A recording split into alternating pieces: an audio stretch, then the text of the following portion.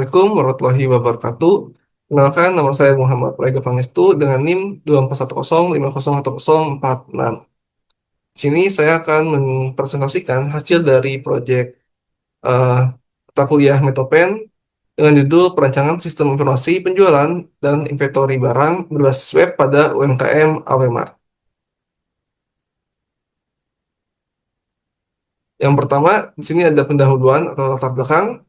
Di sini perkembangan teknologi sekarang menuntut UMKM beralih ke sistem digital untuk efisiensi bisnis. Namun, UMKM Alfamart yang bergerak di bidang ATK dan fotokopi masih menggunakan metode manual berbasis Microsoft Excel. Akibatnya, pemantauan stok tidak bisa dilakukan secara real time.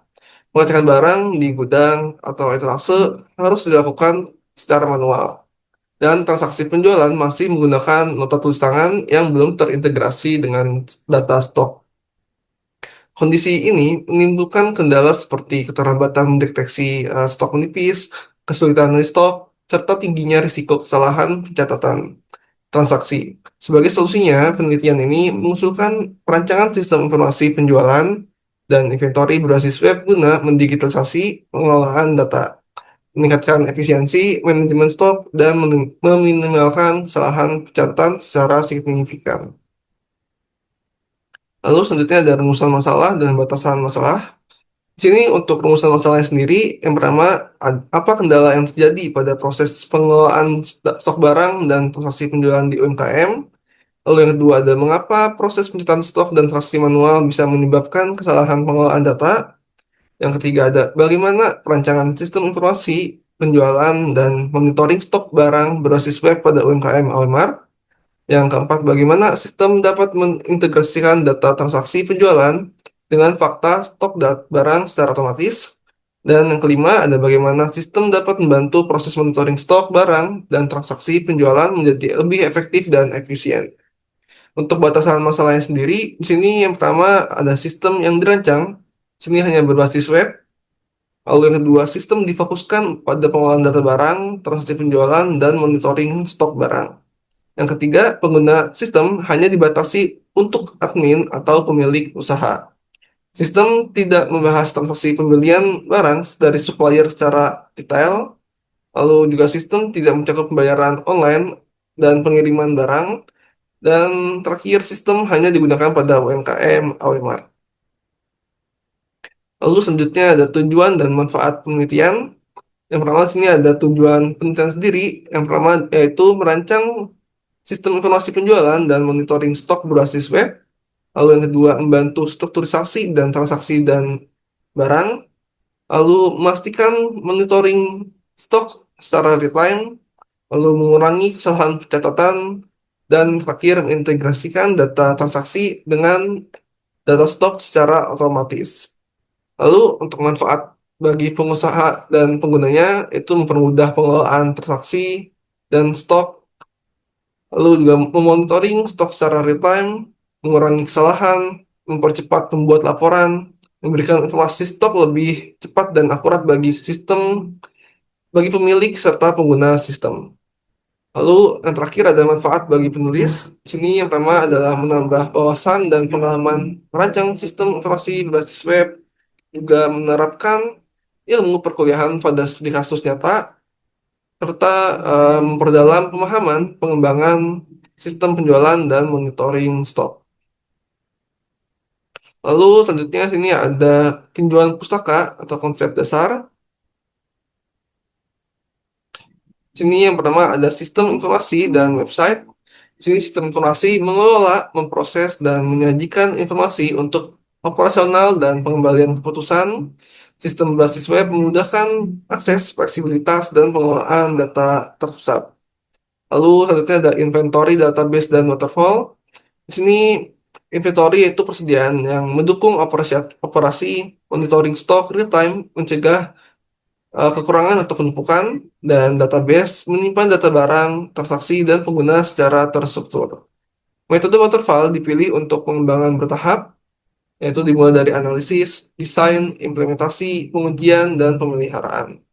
Nah, pada penelitian ini, metode waterfall dipilih dikarenakan kebutuhan sistem dari UMKM Alfamart itu bisa dibilang sudah tetap, jadi tidak akan terlalu banyak berubah, sehingga waterfall akan menjadi pilihan yang cukup bagus. Lalu penelitian terdahulu dan referensi akademik digunakan untuk membangun kerangka perancangan, memastikan kesesuaian metode serta sebagai pembanding solusi teknis. Lalu selanjutnya sini ada metode penelitian, tahapan dan alat. Di sini yang pertama ada observasi. Sini kita mengamati proses transaksi dan pengelolaan stok di Awemart secara langsung untuk mengidentifikasi masalah yang nyata. Yang kedua yaitu wawancara. Sini wawancara dengan pemilik untuk menggali kebutuhan sistem dan kendala operasional. Lalu yang ketiga ada analisis kebutuhan dan perancangan. Di sini menyusun kebutuhan seperti use case, flowchart, ERD, dan menentukan fitur utama seperti pengelolaan barang, transaksi, monitoring stok, dan laporan. Lalu yang keempat, sini ada implementasi pengujian dan laporan, yaitu membangun sistem berbasis web, menguji fitur untuk sesuai kebutuhan, dan menyusun dokumentasi laporan tugas akhir. Ada bahannya sendiri, sini ada hardware, yaitu seperti laptop, smartphone, printer, dan software seperti Visual Studio Code, SMPP, MySQL, Google Chrome, dan Microsoft Word. Lalu ini ada analisis kebutuhan dengan pieces. Sini yang pertama ada performance, yaitu proses pencatatan dan pengecekan stok masih manual sehingga masih lambat. Lalu untuk informasi stok tidak terupdate secara real time yang menyebabkan ketidaksesuaian data di stok dan transaksi. Lalu ada ekonomi, itu kesalahan catatan dapat menyebabkan kerugian finansial akibat manajemen stok yang buruk. Lalu untuk kontrol, sini penyimpanan data manual meningkatkan risiko kehilangan dan kesalahan kontrol. Lalu untuk efisiensi, pengelolaan data kurang efisien karena prosedur yang masih manual. Dan terakhir, servis, pelayanan untuk pelanggan masih kurang optimal akibat proses transaksi dan pengecekan stok yang lambat. Analisis ini menjadi dasar kebutuhan fungsional sistem, seperti integrasi transaksi dengan stok, update real time, laporan cepat, dan antarmuka pengguna yang sederhana bagi admin. Lalu sini selanjutnya ada modeling system. Di sini yang pertama ada use case diagram. Di sini use case-nya bisa dilihat. Di sini ada use case sistem informasi penjualan dan monitoring stok barang dengan satu aktor yaitu admin atau pemilik atau pengguna dari sistemnya nanti. Di sini admin atau pemilik dapat melakukan login, lalu juga bisa kelola barang, melakukan transaksi penjualan, monitoring stok barang, serta bisa melihat laporan penjualan. Ini merupakan kurang lebih dari semua fitur yang ada di sistemnya nanti. Lalu selanjutnya ada modeling sistem yang kedua, yaitu di sini ada entity relationship diagram atau ERD. Nah, di sini untuk ERD sendiri bisa lihat terdiri dari empat entitas utama. Di sini dengan ada user, dengan atribut ada ID user sebagai primary key, lalu ada username dan password. Lalu dua ada transaksi dengan atribut ada ID transaksi sebagai primary key-nya, ID user sebagai foreign key, ada tanggal, dan ada total harga. Lalu ada detail transaksi sebagai detail dari transaksinya dengan atribut ID detail sebagai primary key, lalu ID transaksi sebagai foreign key, ID barang sebagai foreign key, dan jumlah dan subtotal. Lalu atribut yang terakhir, sini ada barang dengan, ada entitas barang dengan atribut ID barang, primary key, nama barang, kategori, stok, harga, dan stok minimum. Untuk hubungannya atau relasinya, sini user dengan transaksi yaitu one to many dengan ini yang melakukan. Yang artinya satu user bisa melakukan banyak transaksi. Lalu untuk transaksi dengan detail transaksinya sendiri, sini untuk relasinya juga one to many, di mana satu transaksi bisa memiliki banyak detail transaksi. Lalu yang terakhir, sini ada barang dengan detail transaksi, yaitu one to many juga, di mana satu barang bisa terdapat pada banyak detail transaksi. Lalu lanjut ke modeling sistem yang ketiga, di sini ada flowchart diagram. Di sini flowchartnya dimulai dari start, lalu kita melakukan login, pilih menu transaksi, lalu juga input data barang. Lalu setelah input data barang, maka akan mengecek, sistem akan mengecek apakah stok tersedia. Jika tidak, maka akan kembali ke input data barang. Namun, jika stok tersedia, maka sistem akan menghitung total harga, lalu menyimpan transaksi, update stok barang, menampilkan cetak transaksi, dan selesai. Ini merupakan flowchart dari alur transaksi, dari proses transaksinya. Lalu selanjutnya, sini ada desain sistem antar muka. Di sini yang pertama ada dashboard, di mana di sini ini merupakan halaman setelah login dari sistemnya. Di sini terdapat dashboard halaman pertama, yaitu berisi tentang overview atau ringkasan dari semua fitur, yaitu sini dapat menampilkan total barang, itu item yang ada di inventory yang sudah di-input. Lalu ada keterangan stok menipis, di mana ini ketika ketika stok barang tidak sama atau kurang dari stok minimum yang kita masukkan. Lalu ada jumlah transaksi hari ini dan ada pendapatan atau penjualan hari ini. Lalu di sini juga terdapat monitoring stok barang, yaitu barang-barang dengan yang stok menipis atau yang stoknya sudah harus diperbarui, maka akan muncul dalam overview ini. Lalu next, lalu untuk desain sistem dan fitur utama yang kedua, sini ada kelola data barang.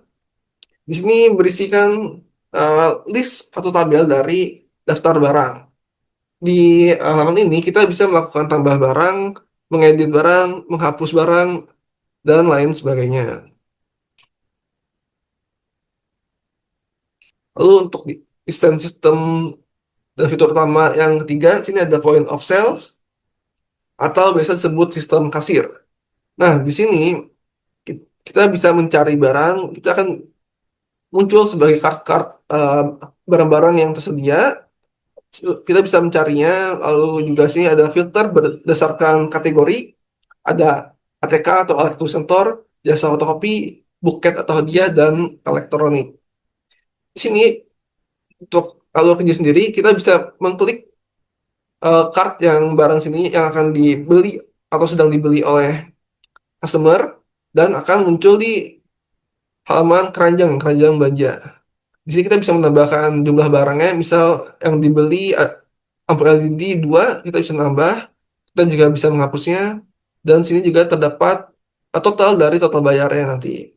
Lalu kita bisa untuk simpan transaksi untuk memunculkan semacam struk untuk transaksinya. Lalu selanjutnya sini yang terakhir, yaitu ada desain sistem dan fitur utama, itu laporan transaksi. Di sini muncul laporan penjualan. Di sini terdapat total transaksi yang sudah dilakukan, total pendapatan secara semua, dan rata-rata transaksi. Nah, di sini juga terdapat visualisasi atau diagram batang untuk memudahkan melihat seperti tren atau perkembangan hasil dari penjualannya. Juga sini dapat tabel riwayat transaksi seperti barang apa saja yang sudah pernah dibeli atau ditransaksi dilakukan. Juga sini ada filter dari tanggal, dari itu sampai tanggal. Kita bisa melihat transaksi pada bulan-bulan tertentu. Lalu yang terakhir di sini ada kesimpulan. Eh, Melalui perancangan sistem informasi berbasis web ini, UMKM Alfamart diharapkan dapat yang pertama bisa mengoptimalkan efisiensi, yaitu mentransformasi pengelolaan transaksi dan stok barang dari manual menjadi lebih efektif, terstruktur, dan cepat. Lalu yang kedua, bisa melakukan monitoring secara real time. di sini adalah untuk membantu pemilik berusaha memantau ketersediaan barang secara langsung tanpa harus mengecek secara fisik ke gudang ataupun ke etalase. Lalu yang ketiga, dapat melakukan akurasi data, yaitu mengurangi risiko kesalahan manusia atau human error dalam pencatatan nota transaksi dan jumlah stok. Dan kemudahan pelaporan, mempermudah pemilik dalam memantau histori penjualan dan menghasilkan laporan keuangan yang akurat secara instan. Oke, sekian dari saya. Kurang lebihnya mohon maaf. Wassalamualaikum warahmatullahi wabarakatuh.